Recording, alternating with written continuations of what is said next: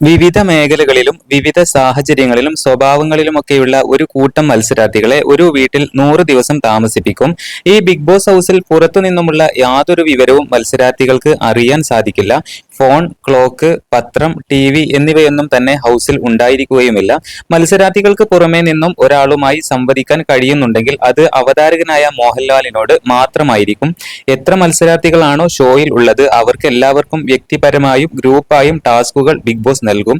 കൂടാതെ big boss ഹൗസിൽ മുഴുവൻ ജോലികളും മത്സരാർത്ഥികൾ തന്നെയാണ് ചെയ്തു തീർക്കേണ്ടത്. ഇത്തരത്തിൽ ഓരോ ആഴ്ചയും മികച്ച പ്രകടനം കാഴ്ചവെക്കുന്ന ഒരാൾ ടാസ്കിൽ പങ്കെടുത്ത് വിജയിച്ച് ക്യാപ്റ്റനാവും. ഓരോ ആഴ്ചയിലും ഒരു ക്യാപ്റ്റൻസി ഉണ്ടാകും. ഇയാൾക്കാകും ആ ആഴ്ചയിലെ ബിഗ് ബോസ് വീട്ടിലെ എല്ലാ അധികാരവും. വ്യത്യസ്ത സ്വഭാവമുള്ള ആളുകളായതുകൊണ്ട് തന്നെ പ്രശ്നങ്ങളും തർക്കങ്ങളുമെല്ലാം ബിഗ് ബോസ് വീട്ടിൽ ഉണ്ടാകാറുണ്ട്. ഇങ്ങനെ ടാസ്കുകളും പ്രതിസന്ധികളും എല്ലാം തരണം ചെയ്ത് ബുദ്ധിയും ശക്തിയും ഉപയോഗിച്ച് പ്രേക്ഷക പിന്തുണയോടെ 100 ദിവസം ബിഗ് ബോസ് ഹൗസിൽ നിൽക്കുന്ന ഒരാൾ ടൈറ്റിൽ വിന്നറാകും. ഇതാണ് ചുരുക്കത്തിൽ പറഞ്ഞാൽ ബിഗ് ബോസ് ഹൗസിനുള്ളിൽ നടക്കുന്ന കാര്യങ്ങൾ.